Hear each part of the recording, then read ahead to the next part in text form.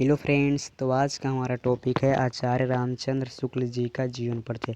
दोस्तों, जो आचार्य रामचंद्र शुक्ल जी का जीवन परिचय है बहुत ही इम्पोर्टेंट जीवन परिचय है, क्योंकि हर बार बोर्ड में पूछा आता है, हो सकता है इस बार भी पूछ ले जाए, इसलिए आपके लिए बहुत इंपॉर्टेंट जीवन परिचय है।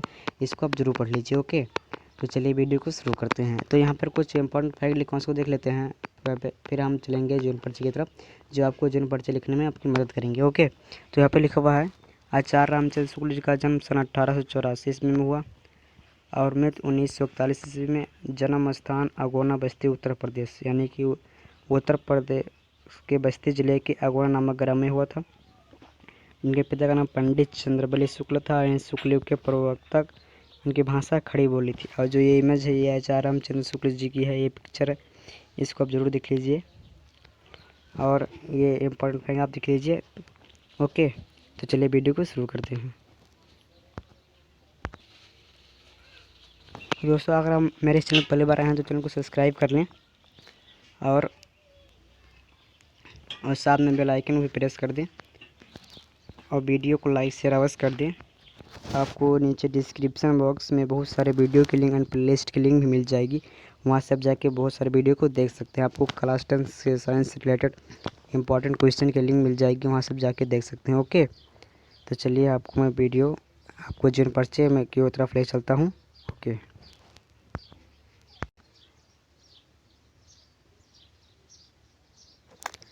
दोस्तों, जैसे मैंने आपको पहले बताया कि आज का हमारा टॉपिक क्या है, आचार्य रामचंद्र शुक्ल जी का जीवन परिचय। दोस्तों, वीडियो को शुरू करने से पहले आप वीडियो को फुल स्क्रीन में कर लीजिए, जिससे आपको अच्छी तरह समझ में आ जाए। ओके, तो यहाँ पे लिखा हुआ है आचार्य रामचंद्र शुक्ल जी का जन्म सन 1884 ईस्वी में उत्तर प्रदेश के बस्ती जिले के अगोना नामक ग्राम में हुआ था। इनके पिता का नाम पंडित चंद्रबली शुक्ल था, जो सुपरवाइजर कानून को थे। तो यहाँ से आपका स्टेप फर्स्ट हुआ। आपको मैं स्टेप वाइज कर रहा हूँ, जिससे आपको आसानी समझ में आ जाए। तो यहाँ पे लिखा हुआ है आचार्य रामचंद्र शुक्ल जी का जन्म सन 1884 ईस्वी में उत्तर प्रदेश के बस्ती जिले के अगोना नामक ग्राम में हुआ था। इनके पिता का नाम पंडित चंद्रबली शुक्ल, जो सुपरवाइजर कानून गो थे। तो यह स्टेप फर्स्ट हुआ। अब सेकेंड स्टेप में देखते हैं क्या लिखा हुआ है।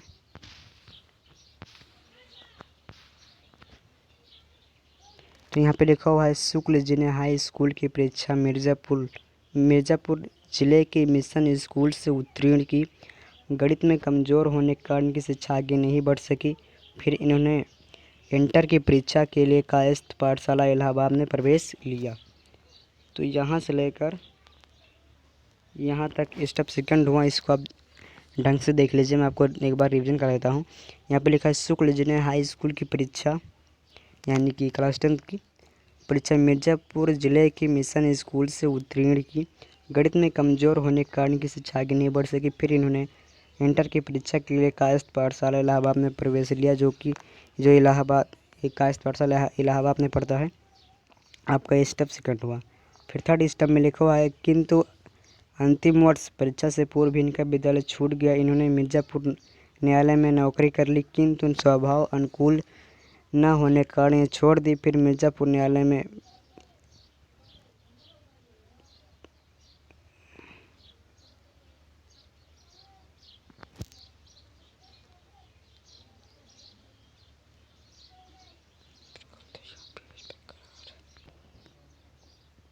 सॉरी दोस्तों, यहाँ पर मिक्स प्रिंट हो गया है। यहाँ पे लिखा हुआ है कि मिर्ज़ापुर स्कूल में चित्रकला के अध्यापक, इधर न्याय लिखा, यहाँ पे स्कूल होना चाहिए, आपका मिक्स प्रिंट गलती से हो गया है।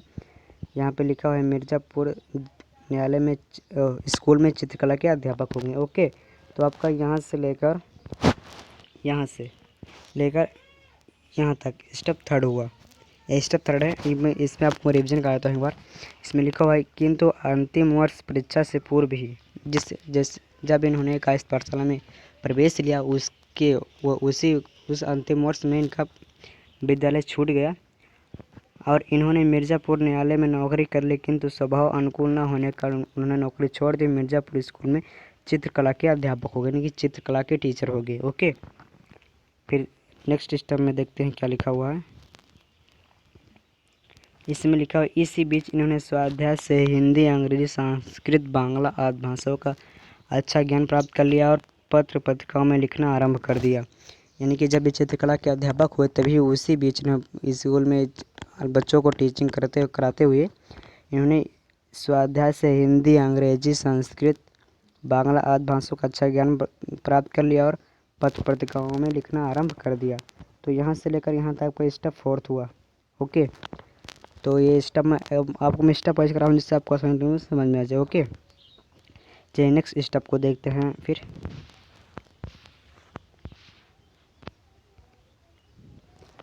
फिर जो आपका अगला स्टेप है स्टेप 5, इसमें लिखा बाद ने इनकी नियुक्ति काशी हिंदू विश्वविद्यालय में प्राध्यापक के रूप में हुई।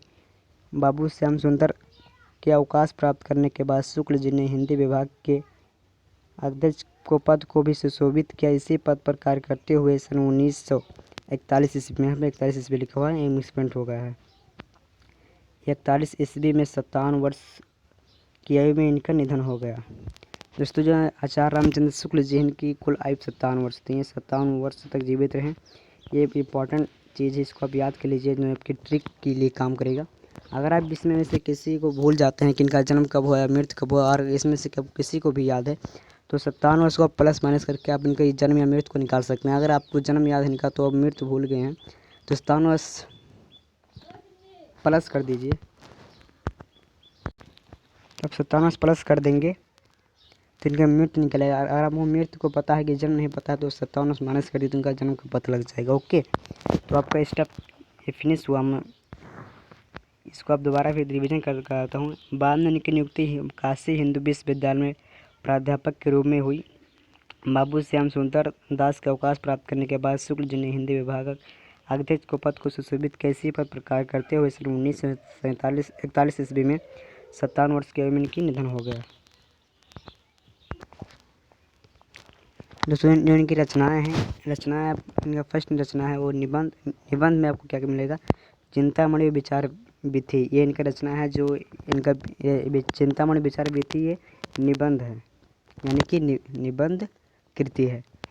और इनके इतिहास में इन्होंने हिंदी साहित्य का इतिहास किया, हिंदी साहित्य का इतिहास रचना। फिर इनके सूरदास रश्मि मानसा त्रिवेणी ये आलोचना विधा है। ये तो निबंध इतिहास आलोचना में क्या कि निबंध में है चिंतामणि विचार विधि, इतिहास में इतिहास साहित्य का इतिहास, आलोचना में सूरदास रश्मि मानसा त्रिवेणी। ओके,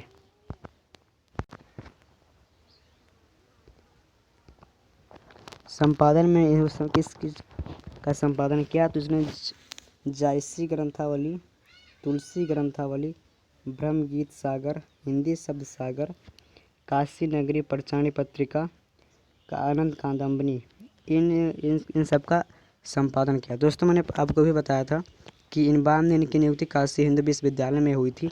तो जो काशी नगरी प्रचारणी पत्रिका, इसी के कारण इनको काशी में बुलाया गया था इसका संपादन करने के लिए। इन्होंने 19 वर्षों तक काशी नगरी प्रचारणी पत्रिका का संपादन किया। ओके, तो इसी की वजह से इनको काशी में बुलाया गया था। तो इसको आप जरूर याद कर लीजिए, काशी नगरी प्रचारणी पत्रिका का संपादन ये आचार्य रामचंद्र शुक्ल जी ने किया। दोस्तों मैं इनको अब इम्पोर्टेंट पॉइंट बता दूँ इनके बारे में। तो ये शुक्ल युग के लेखक हैं। तो ये क्वेश्चन आपसे पूछा जा सकता है कि शुक्ल युग के किन्हीं एक प्रसिद्ध लेखक का नाम बताए, तो आप लिख सकते हैं आचार्य रामचंद्र शुक्ल। और ये एक प्रसिद्ध निबंधकार व आलोचनाकार भी हैं। तो क्वेश्चन ये भी पूछा जा सकता है आपसे कि शुक्ल युग के एक प्रसिद्ध निबंधकार व आलोचनाकार के नाम बताइए, तो आप आचार्य रामचंद्र शुक्ल जी को लिख सकते हैं। ओके, तो मैंने आपको बताया। अब मैं आपको बाजी रिवीजन कराता हूँ जिससे आपको इसको अच्छी ढंग से याद हो जाए। तो चलिए रिवीजन करते हैं इसका हम।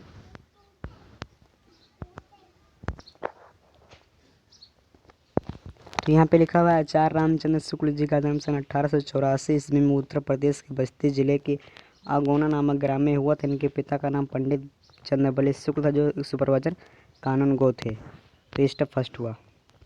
सेकंड स्टेप में लिखा हुआ है शुक्ल जी ने हाई स्कूल परीक्षा मिर्ज़ापुर जिले के मिशन स्कूल से उत्तीर्ण की। गणित में कमज़ोर होने कारण की शिक्षा आगे नहीं बढ़ सकी। फिर इन्होंने इंटर की परीक्षा के लिए कायस्थ पाठशाला इलाहाबाद में प्रवेश लिया। ये आपका स्टेप सेकंड हुआ।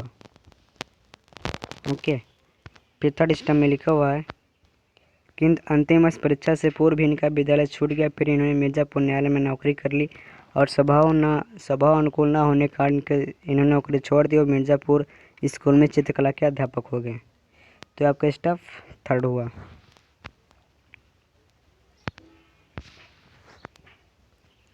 स्टेप 4 में लिखा हुआ है, इसी बीच इन्होंने स्वाध्याय से हिंदी, अंग्रेजी, संस्कृत, बांग्ला आदि भाषाओं का संज्ञान प्राप्त कर लिया और पत्र पत्रिकाओं में लिखना आरंभ कर दिया। ये स्टेप का 4 हुआ। और आखिरी स्टेप में लिखा हुआ है, बाद में इनकी नियुक्ति काशी हिंदू विश्वविद्यालय में प्राध्यापक के रूप में हुई। बाबू श्याम सुंदर के अवकाश प्राप्त करने के बाद शुक्ल जी ने हिंदी विभाग के अध्यक्ष के पद को सुशोभित के इसी पद पर कार्य करते हुए सन 1941 ईस्वी में 57 वर्ष की उम्र में इनका निधन हो गया। इनकी रचनाएं क्या क्या उसको देख लेते हैं। तो रचनाएं हैं, निबंध में चिंतामणि विचार वीथी, इतिहास में हिंदी साहित्य का इतिहास, आलोचना में सूरदास, रश्मि मानसा त्रिवेणी,